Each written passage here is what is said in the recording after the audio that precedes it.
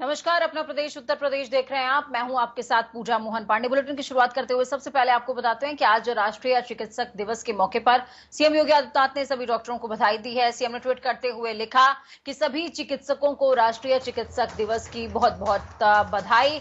Corona महामारी के दौरान जिस प्रतिबद्धता के साथ आप सभी ने मानव जीवन की रक्षा में अमूल्य योगदान दिया वो अत्यंत सराहनीय है। प्रभु श्री राम आप सभी को सपरिवार स्वस्थ और दीर्घायु प्रदान करें।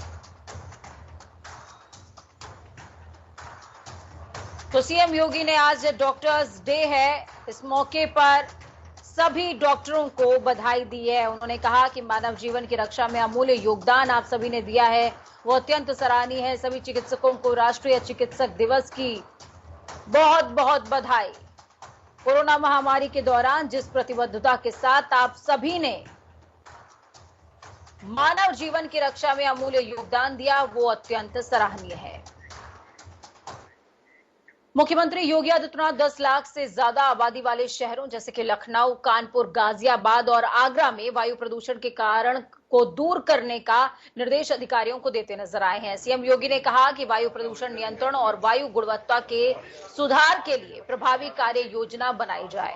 गोरखपुर में वायु प्रदूषण नियंत्रण और गुणवत्ता सुधार के लिए अपनाई गई रणनीति के प्रभावी परिणाम मिले हैं। इसी प्रकार की रणनीति और मॉडल एक्शन प्लान को अन्य शहरों के लिए भी लागू किया जाए। मुख्यमंत्री ने प्रदेश के 17 नॉन अटेनमेंट शहरों में वायु प्रदूषण नियंत्रण और सुधार के संबंध में समीक्षा के दौरान कहा कि वायु प्रदूषण नियंत्रण के लिए सभी संबंधित विभाग और संस्थाएं प्रभावी पहल करते हुए बेस्ट प्रोटेक्टिव परस्पर साझा करें।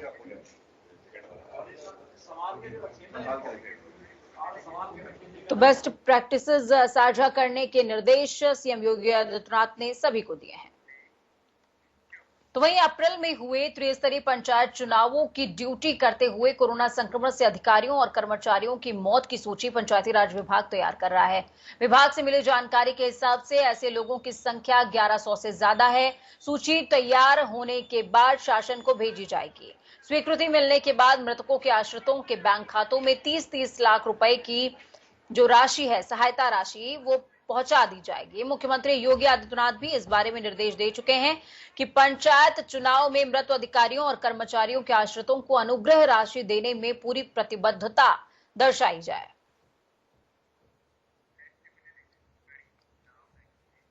आज समाजवादी पार्टी के अध्यक्ष अखिलेश यादव का जन्मदिन है। अखिलेश आज अपना 47वां जन्मदिन मना रहे हैं। इस अवसर पर पार्टी के कार्यकर्ताओं और नेताओं ने जगह जगह कार्यक्रम भी आयोजित किए। तो वहीं अखिलेश के जन्मदिन पर सीएम योगी आदित्यनाथ ने उन्हें फोन करके बधाई दी है, जिस पर अखिलेश ने उनका आभार भी जताया।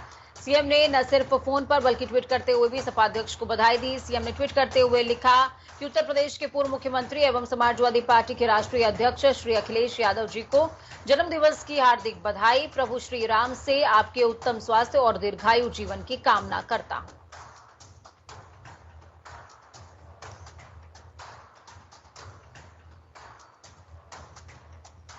तो सीएम योगी का ये ट्वीट, इसके बाद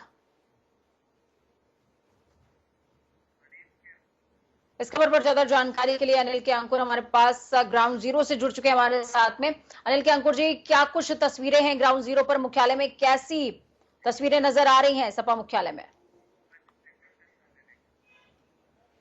देखिए पूजा, सबसे बड़ी बात यह है कि ये पूरी तौर से यहाँ पे उत्साह का माहौल बना हुआ है।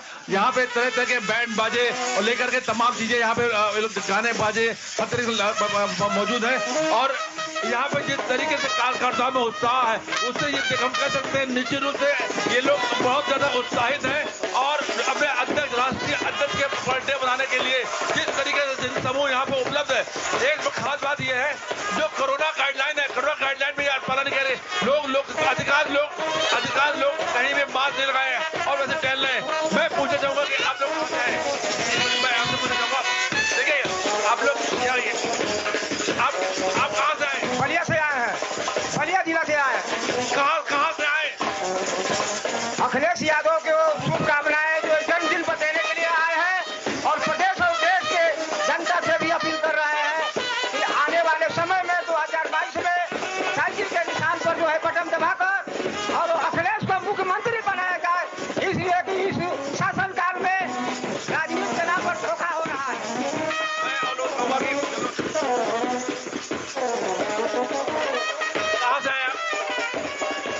बस्ती से ब्रिजेश मिश्रा।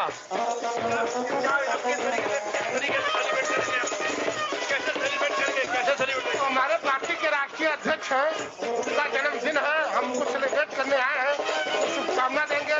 आने वाले 2022 में चुनाव उत्तर प्रदेश के मुख्यमंत्री बने, जनता का कल्याण हो। अब आप बताइए कि आप यहाँ पे आए हुए किस तरीके से? आज देखिए, आज हमारे नेता का जन्मदिन है और उत्तर प्रदेश में, मैं मैनपुरी का हूँ, यही लखनऊ में रहता हूँ वैसे। आज हमारे नेता का जन्मदिन है। आज उनके जन्मदिन के उपलक्ष्य में हम लोग यही संकल्प लेते हैं कि उनका अगला जन्मदिन आएगा तो वो 5 कालिदास मार्ग में मनाएंगे। देखिए पूजा, सबसे बड़ी बात है कि यहाँ के जितने कार्यकर्ता है जिस तरीके उत्सव मना रहे हैं, उनका मानना है कि ये जो शुभकामना दे रहे हैं, दीर्घ आयु के साथ ये शुभकामना दे रहे हैं कि अगला जन्मदिन इनका 5 कालिदास मार्ग पे हो, जो मुख्यमंत्री आवास के नाम से जाना जाता है। अब मैं दूरी तक मैं दिखा दूं कि चारों तरफ यहाँ पे किस तरीके से उत्साह है। अभी थोड़ी देर पहले अखिलेश यादव यहाँ पे अंदर गए हैं, तरह तरह के लोग अपने गिफ्ट लेके आए हैं, कोई साइकिल लेके आया है, कोई रथ लेके आया है, अलग अलग तरीके से गिफ्ट आए हैं। हालांकि अभी अखिलेश ने किसी से मुलाकात नहीं की है, लेकिन जल्द ही मतलब वो बारी बारी से जैसा कि होता है वो अपने कार्यालय से निकलते हैं और धीरे धीरे कार्यकर्ताओं से मिलते हैं। मैंने तमाम लोगों से बातचीत की, मैं और लोगों से बात करना चाहूंगा। आप कहाँ से हैं निमान जी? मैं संदीप यादव, समाजवादी कार्यकर्ता। क्या संदेश कैसे शुभकामनाएं देंगे आप? शुभकामनाएं कैसे देंगे? सर, अपने राष्ट्रीय अध्यक्ष जी को मिलने आया हूं और उनसे मिलकर उनका आशीर्वाद लूंगा, उनके जन्मदिन की उत्तम कामना करूंगा, स्वस्थ रहें। और वो हमारे प्रदेश का भविष्य है, हमारे देश का भविष्य है, तो उनके उत्तम कामना करता हूँ, उनसे मिलकर उनका आशीर्वाद लूंगा। बहुत बहुत शुक्रिया अनिल के अंकुश जी, हमारे साथ ग्राउंड जीरो से जुड़ने के लिए, अहम जानकारी साझा करने के लिए। तो आपने अहम तस्वीरें देखी, ये सपा मुख्यालय की तस्वीरें हैं जहां पर अखिलेश यादव पहुंचे हुए हैं और कुछ ही देर में तमाम कार्यकर्ता जो अलग अलग हिस्सों से पहुंचे हुए हैं सूबे के, उनको बधाई देने के लिए उनसे मुलाकात भी करते नजर आएंगे। खबरों में आगे बढ़ते हैं। उत्तर प्रदेश पुलिस को नया बॉस यानी कि डीजीपी मिल गया है। 1987 बैच के आईपीएस अफसर मुकुल गोयल को यूपी का नया डीजीपी नियुक्त किया गया। मुकुल गोयल इस समय एडीजी बीएसएफ के पद पर तैनात हैं। बुधवार देर शाम गोयल के नाम की घोषणा हुई। इससे पहले गोयल ने सीएम योगी से मुलाकात भी की थी। इसके बाद से ही उनके नाम पर मुहर लगने की कयास जो है वो तेज हो गए थे। इससे पहले 3 नामों का पैनल संघ लोक सेवा आयोग ने प्रदेश सरकार को भेज दिया था, जिनमें से मुख्य सचिव आर के तिवारी और डीजीपी हितेश चंद्र अवस्थी की मौजूदगी में हुई बैठक में 3 नाम फाइनल हुए थे और आखिरकार मुजफ्फरनगर शामली के मुकुल गोयल का नाम फाइनल हो चुका है, मुहर लग चुकी है।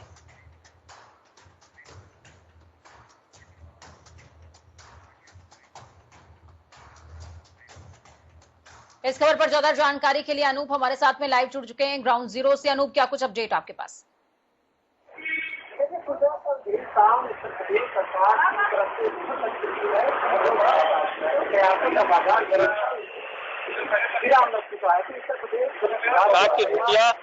गोयल 1987 बैच के ही होंगे। जाहिर सी बात है, ऐसे में लगातार जिस तरीके से उत्तर प्रदेश में मुकुल गोयल ने, चाहे गोरखपुर की बात करें, मेरठ की बात करें, सहारनपुर की बात करें, कई जिलों के कप्तान रह चुके हैं, मुजफ्फरनगर के रहने वाले हैं। और खासकर कुछ बताना चाहेंगे पूजा, क्योंकि जिस समय मुलायम सिंह यादव की सरकार थी तब भी मुकुल गोयल अहम पदों पर रह चुके हैं। साथ ही साथ जब अखिलेश यादव की सरकार आई तो उत्तर प्रदेश में एडीजी लॉ एंड ऑर्डर की भूमिका निभा चुके हैं।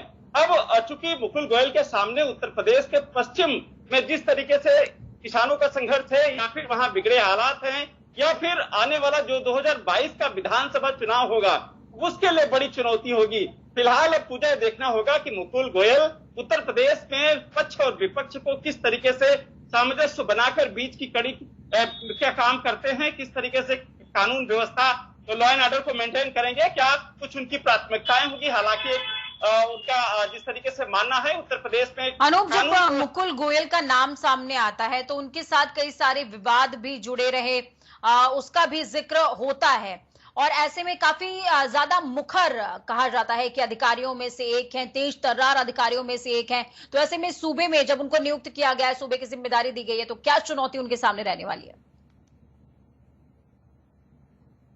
खासकर इस समय उत्तर प्रदेश का लॉ एंड ऑर्डर, ऐसे में विपक्ष हमेशा हमलावर रहता है। अखिलेश यादव की काफी करीबी माने जाते हैं, क्योंकि हमने भी बताया कि मुलायम सिंह यादव की सरकार में काफी अहम पदों पर रह चुके हैं और उत्तर प्रदेश में law and order Uttar Pradesh में अखिलेश यादव की सरकार में रहे हैं। अब उत्तर प्रदेश सरकार में मौजूदा सरकार बीजेपी की है। ऐसे में कहीं न कहीं सरकार की जो उम्मीदें हैं कानून व्यवस्था को संभाल के रखना, खासकर पश्चिम में जिस तरीके से माहौल बहुत अच्छा नहीं, क्योंकि किसानों वहां नाराज हैं। ऐसे में विधानसभा चुनाव 7 महीने बाद होने वाले हैं। सरकार की उम्मीदें हैं कि इस उत्तर प्रदेश का कानून व्यवस्था कायम रहे। जिस तरीके से पिछली सरकारों में कानून व्यवस्था खराब हुई थी वो खराब ना हो। अभी तक 2017 से जिस तरीके से कानून व्यवस्था अच्छी रही उत्तर प्रदेश की, चाहे वो सुलखान सिंह के बाद जिस तरीके से ओपी सिंह डीजीपी बने गए थे उनके शासनकाल में, या फिर हितेश चंद्र अवस्थी के शासनकाल में, वही सरकार की मंशा है। फिलहाल अब देखने वाला समय आएगा, बताएगा पूजा कि किस तरीके से कानून व्यवस्था उत्तर प्रदेश में कायम रहता है और लगातार जिस तरीके से आरोप प्रत्यारोप का दौर जारी होता है उसमें किस तरीके से मुकुल गोयल निपटेंगे। बिल्कुल, तो बहुत बड़ी जिम्मेदारी है मुकुल गोयल के ऊपर। बहुत बहुत शुक्रिया अनूप हमारे साथ जुड़ने के लिए, अहम जानकारी ग्राउंड जीरो से साझा करने के लिए। 1987 बैच के आईपीएस अफसर मुकुल गोयल मूलतः यूपी के मुजफ्फरनगर के शामली के रहने वाले। उनका परिवार नई मंडी के भरतिया कॉलोनी में रहता है। उनकी माता जी यहाँ पर रहती हैं। मुकुल गोयल को डीजीपी का पदभार मिलने के बाद यहाँ उनके आवास पर शुभचिंतकों और रिश्तेदारों का तांता लग गया है, जमावड़ा लगा हुआ है। उनकी मां ने खूब मिठाइयां भी बांटी हैं। मुकुल गोयल इस समय बीएसएफ में एडीजी पद पर तैनात थे, जो अपना कार्यभार छोड़ने के लिए दिल्ली पहुंचे हुए हैं। 1-2 दिन बाद आकर के वो डीजीपी का चार्ज ग्रहण कर लेंगे। वहीं यूपी के संत कबीर नगर लोकसभा सीट से पूर्व सांसद शरद त्रिपाठी का निधन हो गया है। वो गुरुग्राम के मेदांता अस्पताल में भर्ती थे। लिवर में दिक्कत के चलते इलाज के लिए उन्हें भर्ती कराया गया था, लेकिन बुधवार देर रात उन्होंने दम तोड़ दिया और इस दुनिया को अलविदा कह दिया। उनके निधन की खबर से राजनीतिक गलियारे में शोक की लहर है।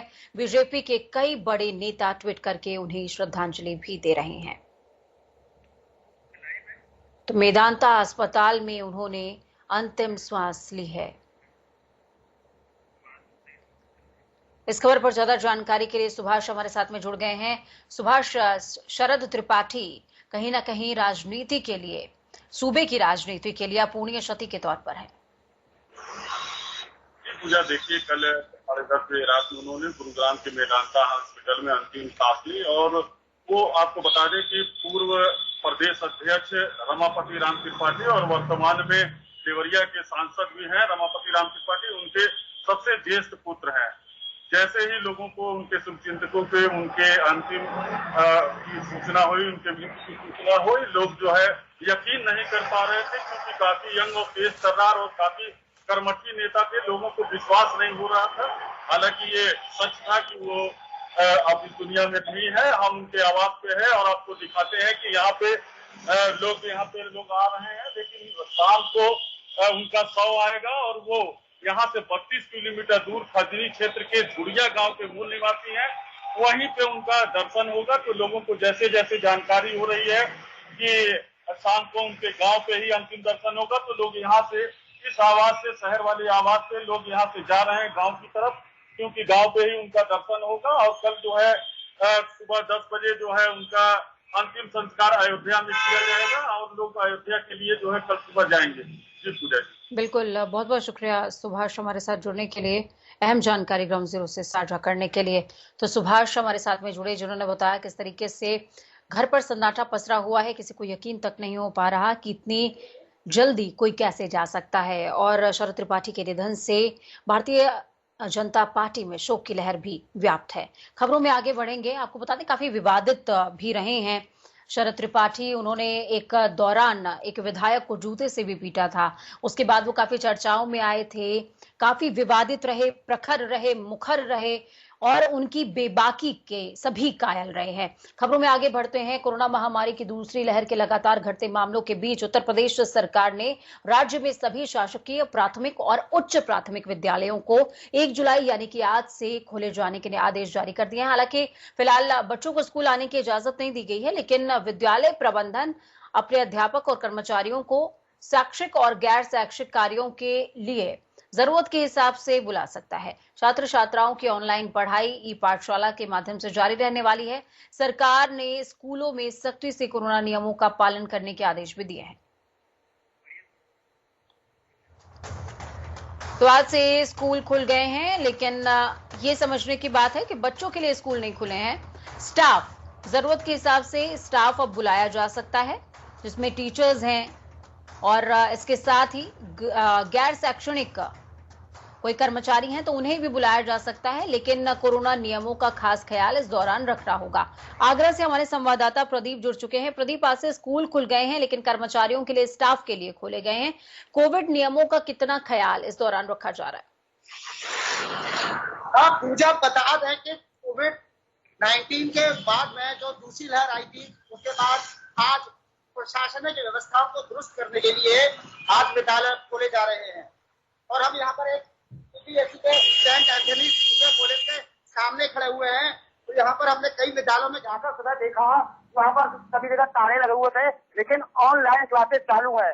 सबसे बड़ी बात पूजा ये है कि जो थर्ड स्ट्रेन आदमी है उसको लेकर भी अभिभावक सेहत बहुत अधिक भयभीत है।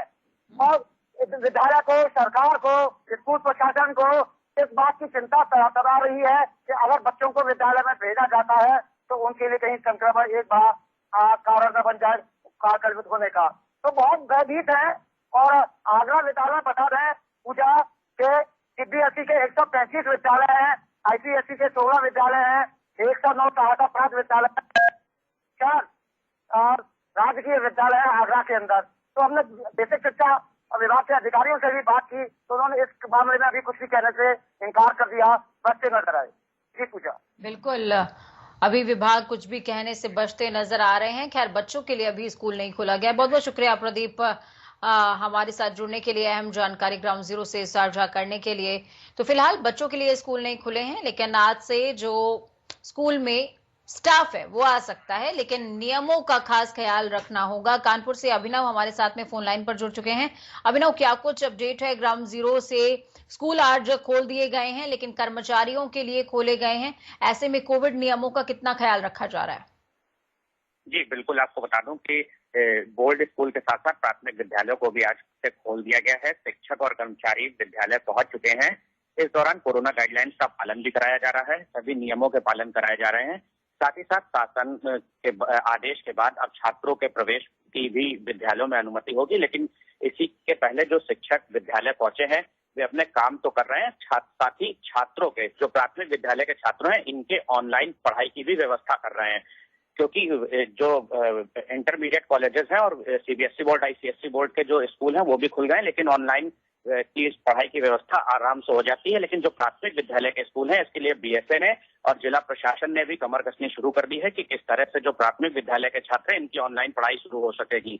तो विद्यालय खुल गए हैं, जो शिक्षक हैं वो उनके ऑनलाइन पढ़ाई की व्यवस्था भी कर रहे हैं और साथ ही साथ छात्रों को मोटिवेट भी कर रहे हैं, जागरूक भी कर रहे हैं कि किस तरह से ऑनलाइन पढ़ाई शुरू की जाएगी। ठीक है, बहुत बहुत शुक्रिया अभिनव, हमारे साथ जुड़ने के लिए, अहम जानकारी ग्राउंड जीरो से साझा करने के लिए। खबरों में आगे बढ़ते हुए आपको बताएं, राज्य सरकार ने शासन स्तर के 5 आईएएस अधिकारियों के दायित्वों में तब्दीलियां की हैं। अपर मुख्य सचिव नियुक्ति और कार्मिक मुकुल सिंघल को राजस्व परिषद का चेयरमैन नियुक्त किया गया। वहीं अपर मुख्य सचिव कृषि शिक्षा और अनुसंधान विभाग देवेश चतुर्वेदी को अपर मुख्य सचिव नियुक्त किया गया है और कार्मिक बनाया गया है। चेयरमैन राजस्व परिषद का पद 3 महीने से खाली पड़ा हुआ था। तो वहीं अपर मुख्य सचिव रेणुका कुमार के केंद्रीय प्रतिनिधित्व पर जाने के बाद से बेसिक शिक्षा का अतिरिक्त प्रभार प्रमुख सचिव आवास दीपक कुमार को दे दिया गया है। सुहेलदेव भारतीय समाज पार्टी के अध्यक्ष विधायक ओम प्रकाश राजभर ने उप मुख्यमंत्री केशव प्रसाद मौर्य पर ट्विटर के माध्यम से खुला ऑफर उनको दिया है। राजभर ने ट्विटर में लिखा कि 2017 में खूब भाषण दिए थे, पिछड़ों के बीच जाकर बताएं कि 4.5 साल में पिछड़े सड़क पर आने को मजबूर क्यों हुए, और मौर्य जी बात अमेरिका के राष्ट्रपति बनाने की कर रहे हैं। राजभर ने केशव के लिए ट्वीट में यह भी लिखा कि जहां है वहां मुख्यमंत्री बनने का नंबर नहीं आएगा, मेरे भागीदारी संकल्प मोर्चा में आ जाइए, मुख्यमंत्री बना दूंगा। तो ये वही ओम प्रकाश राजभर हैं जिन्होंने जिक्र किया था कि हर साल एक मुख्यमंत्री, अलग अलग वर्ग का मुख्यमंत्री तो ओम प्रकाश राजभर घोषणा पत्र में कुछ लेकर आएंगे या नहीं लेकर के आएंगे, मुख्यमंत्रियों का पिटारा इनके पास जरूर है।